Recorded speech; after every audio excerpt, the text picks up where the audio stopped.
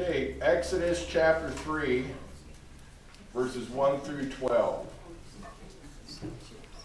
Please listen carefully, for this is God's word. Now Moses was keeping the flock of his father-in-law Jethro, the priest of Midian. And he led his flock to the west side of the wilderness and came to Horeb, the mountain of God. And the angel of the Lord appeared to him in a flame of fire out of the midst of a bush.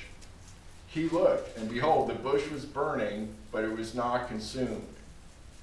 And Moses said, I will turn aside to see this great sight, why the bush is not burned. When the Lord saw that he turned aside to see, God called him out of the bush. Moses, Moses, he said. Here I am. Then he said, do not come near. Take your sandals off your feet, for the place on which you are standing is holy ground.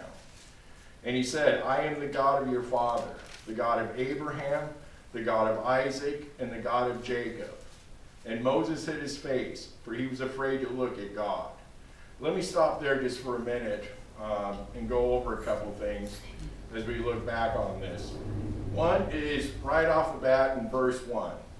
It says, now Moses was keeping the flock of his father-in-law Jethro. Moses was a shepherd. That was his vocation. And Moses, God is using and pruning Moses through his occupation of shepherd to do what? To lead the people of Israel out of Egypt. And this, when I was preparing this over the week, I thought of some of my favorite verses in the Bible, and that's Acts 17, starting at verse 24. Acts 17, 24 through 27. And it says, the God who made the world and everything in it, being Lord of heaven and earth, does not live in temples made by man, nor is he served by human hands, as though he needed anything, since he himself gives to all mankind life and breath and everything.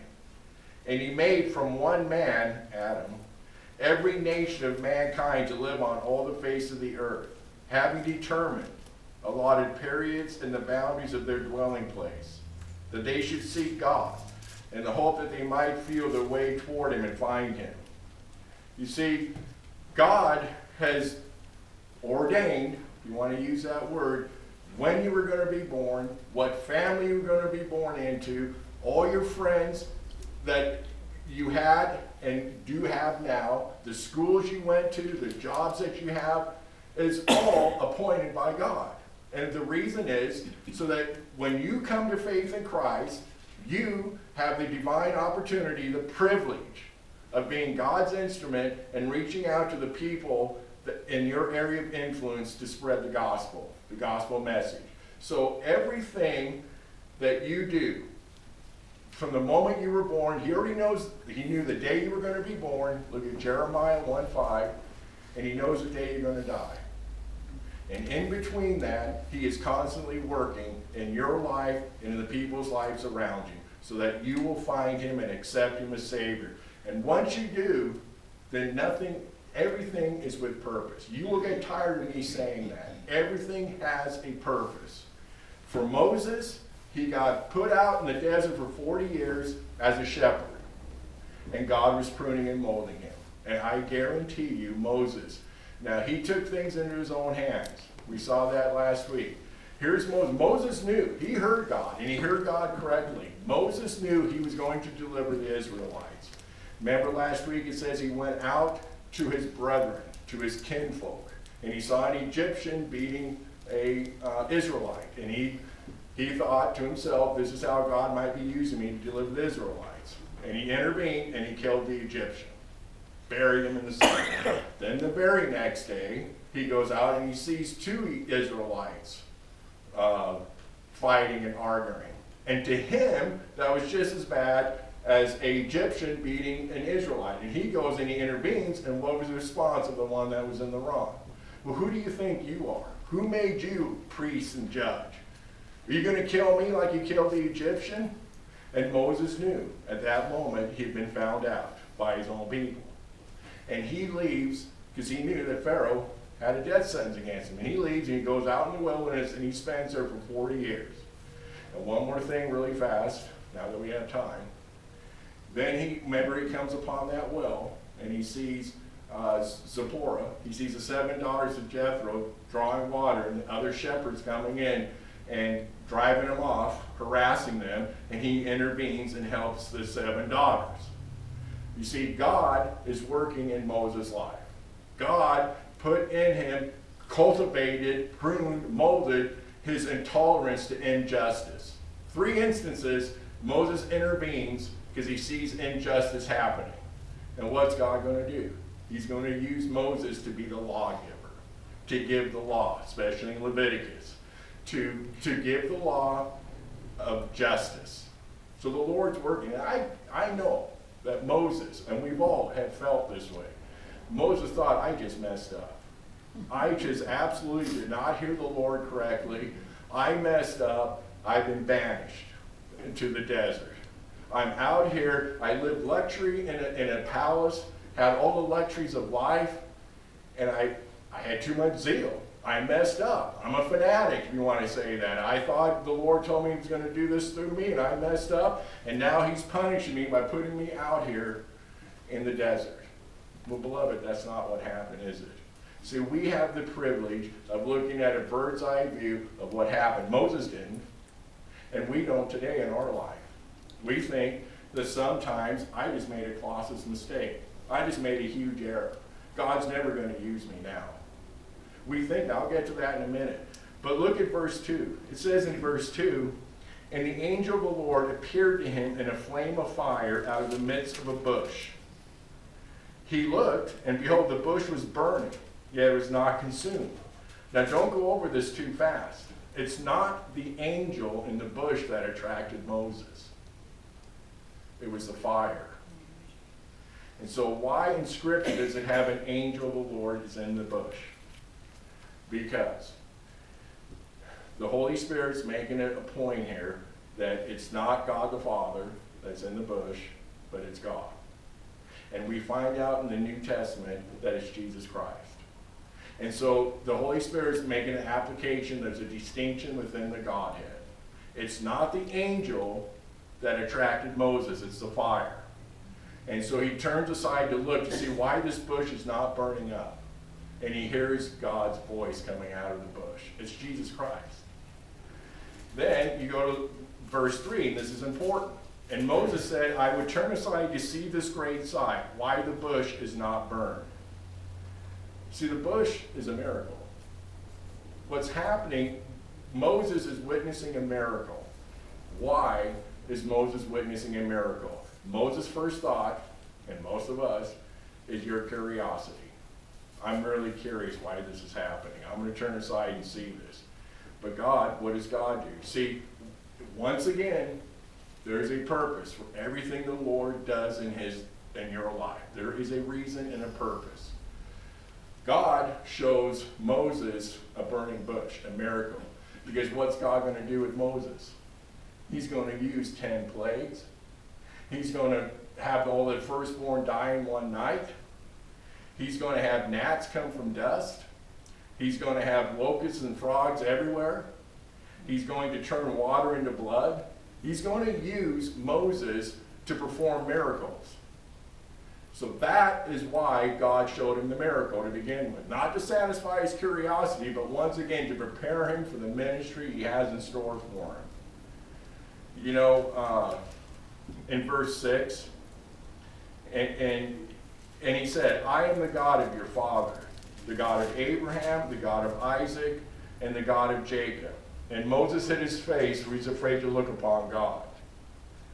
It's a first person pronoun, and it's emphatic, which means it is God speaking, not an angel.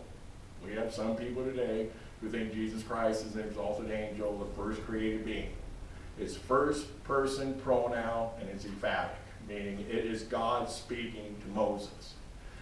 But you go to one verse above, and verse 5 he says, then he said, do not come near. Take your sandals off your feet, for the place on which you are standing is holy ground. A couple of things here. One, the mountain And I'll talk to you about this, Marcia, because I found some information why the two names are different. But Moses is at Mount Horeb. He's at Mount Sinai. And he sees this bush burning. And Moses says, I'm going to come over and take a look out of my curiosity and see what's going on here. And God says, stop! Right there. Do not go another step. Matter of fact, take your sandals off your feet, for the place where you're standing is holy ground. Okay, Moses has to learn holy etiquette. Because what Moses is going to do? Just the Leviticus. He's going to give the law. He's going to give the proper roles of priests, proper roles of people coming to worship God. So he has to learn. Once again, what God does, there's a purpose and reason behind it. He doesn't waste anything he does in your life. There's a purpose behind it. Moses has to learn holy etiquette. So God didn't say, take your sandals off your feet and then come closer. He said, stop right there. Take your sandals off your feet and do not come any closer.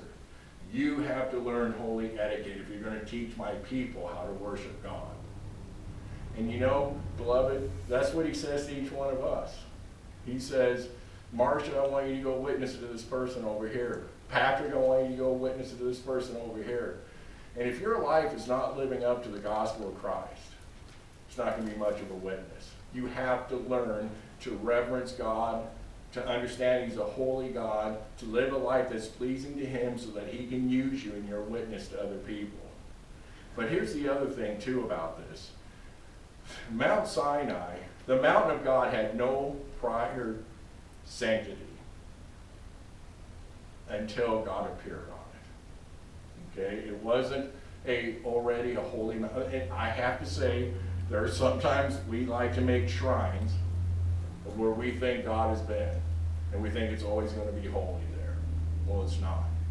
It's only when God appears that he makes something holy. Because we have a group of people that say it is a holy shrine, right? God was here. He's not anymore, but it's still holy. But no, it's not. It's only holy because God's presence is there at that time. What does that mean? That means that God is in you. Jesus Christ is in you. You are holy. You have been set apart for God. And that's sanctification.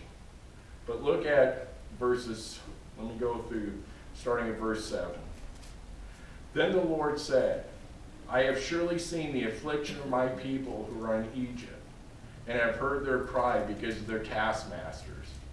I know their sufferings, and I have come down to deliver them out of the hand of the Egyptians, to bring them out of the land to a good and broad land, a land flowing with milk and honey, to the place of the Canaanites, the Hittites, the Amorites, the Perizzites, the Hivites, and the Jebusites.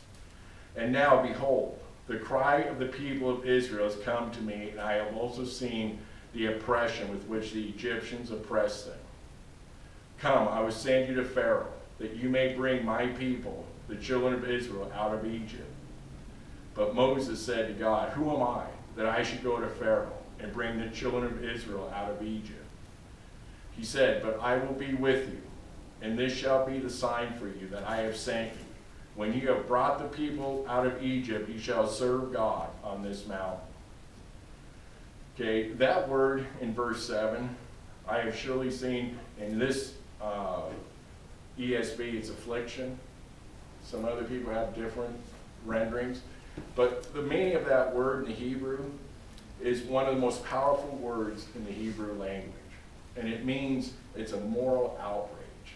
It denotes the anguished cry of the oppressed, the agonized plea for the helpless victim. That's what the word means.